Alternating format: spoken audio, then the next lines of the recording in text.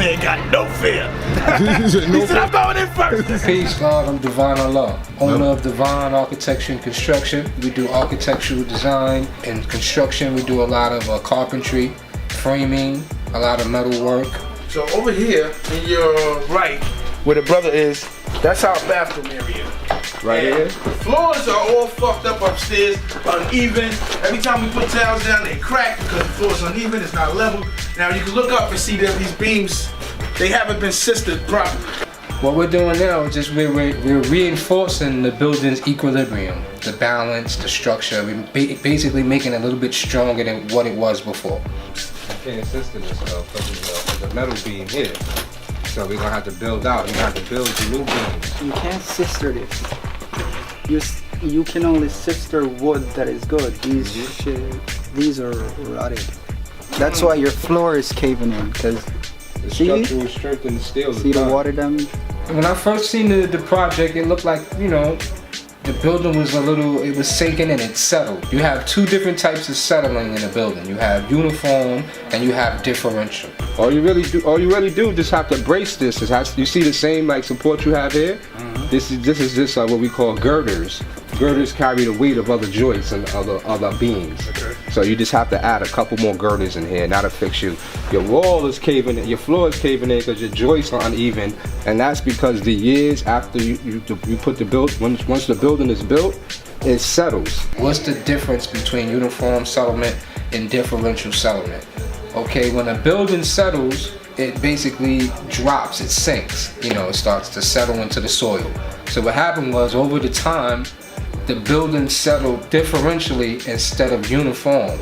Instead of the building settling together, it just settled at different spots. So it was higher and lower at different points. And all we did was we just shored it up and made sure that the floor is straight from the foundation coming up. Good, right here.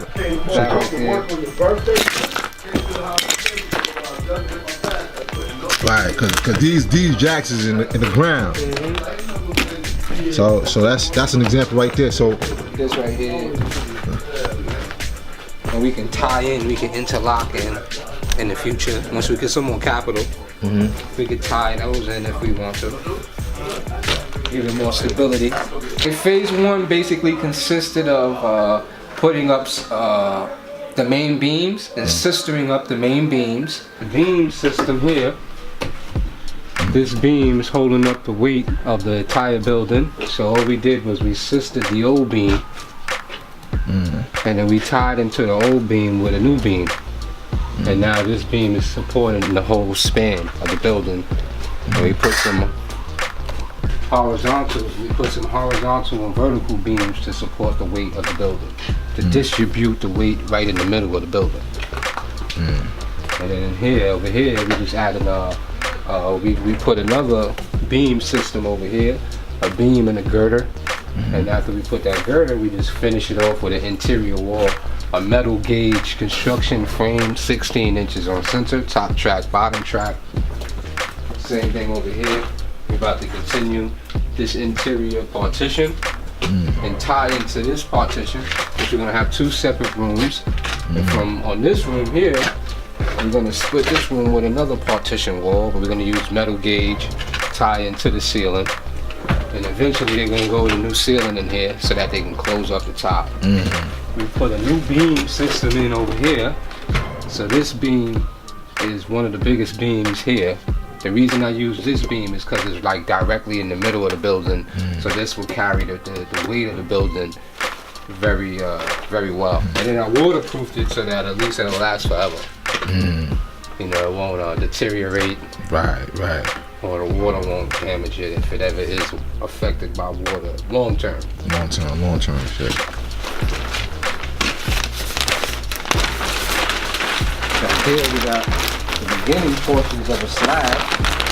Say that again? I said this is the beginning portions of a slab that we want to lay. We're not 100% finished with it. This is just, you know, the beginning stages of it. Just seeing what it would look like. And here, the same thing, we did the same thing. We braced the joist above with this new beam and girder system. And we locked it in to each other with these metal brackets. and we tied into the foundation here.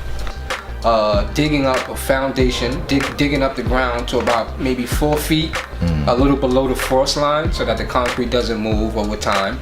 So we dug that out. We dug that out like 4 feet by 4 feet by 4 foot deep. And we filled that with concrete and put our bracing on top of that, because before the building wasn't sitting on a proper foundation. It was just sitting on dirt. So we just basically fixed that problem, and that's going to carry the weight of the building instead of the building's foundation sitting on just rock. So we dug down 4 feet, 5 feet here, below the frost line. That's why we dug so low, because if you go below the frost line, then there won't be any type of thaw, or it won't affect the movement of the building. And then we added some partition walls in the basement to where as though brothers could use for classes, or it's just an upgrade of the basement to where as though we made it useful land. Before it wasn't useful land. And then the next phase is to rip up the subfloor and level off the entire building. Okay, so there's only 2 phases that we I would say 2.5 phases, because the last phase is just the finished carpentry. That's like the dress. The cosmetics. The cosmetic, We built this beam also, and we put that on top of the joints and everything. So we just sistered these beams, me and Just. And then we built our suspended ceiling on top of it, which is non-structural. It's just a partition to cover it. Which was the main beam? Which one is the main beam? Right here in the back. These here. Okay. And we just put the new ones in and then just covered them. Like kind of fireproof them. That's what we do. We build, we elevate in the progress. We elevate and progress in a positive, civilized manner. And that's what God does, and that's what we're doing. This is how the wise man, lays out his land. So when you measure from stud to stud, the proper way, in order for the building to sign off on different projects, it has to be 16 inches on center. So all my projects are done with math. So you see this one is 16 inches on center. This one is the same thing, 16 inches on center.